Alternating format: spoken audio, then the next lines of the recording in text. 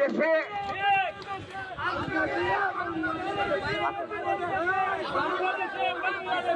পাঁচই আগস্ট বাংলাদেশের তরুণ সমাজ সাম্রাজ্যবাদের বিরুদ্ধে তাদের অবস্থান স্পষ্ট করে দিয়েছে।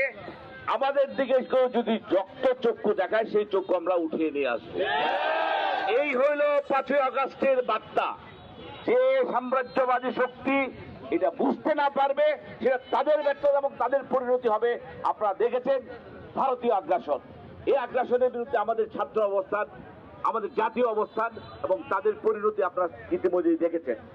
পালানোর রাস্তা খুঁজে পায় নাই এবং এইটাই হবে আমাদের যে কোনো বহিঃশত্রু যে কোনো শক্তির বাংলাদেশের অনুপ্রবেশ কিংবা বাংলাদেশে আধিপত্য সৃষ্টি করতে চাইলে তার বিরুদ্ধে স্বর্গে বাস না করে নান্দাইলের সম্প্রীতির স্থানকে উত্তপ্ত করার চেষ্টা করবেন না। নান্দাইল ঐতিহাসিক এবং ঐতিহ্যগতভাবে একটা সহনশীল সমাজ ব্যবস্থার মধ্যে আমরা জীবনযাপন করি। এখানে কোনো হিন্দু বৌদ্ধ খ্রিস্টান কোনো ভেদাভেদ নাই, কোনো বৈষম্য নাই।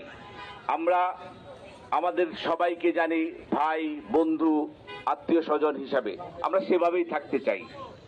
আমাদের মধ্যে আমরা একটা বিজয়ের পরবর্তী পর্যায়ে আমার মনে হলো আপনাদের সামনে কিছু কথা বলা দরকার, সেই জন্যই আসছি।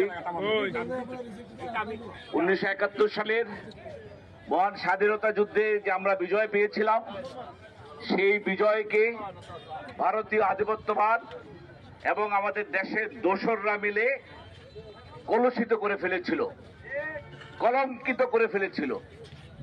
সেই কলঙ্ককে মোচন করে আমাদের বাচ্চারা, আমাদের তরুণ প্রজন্ম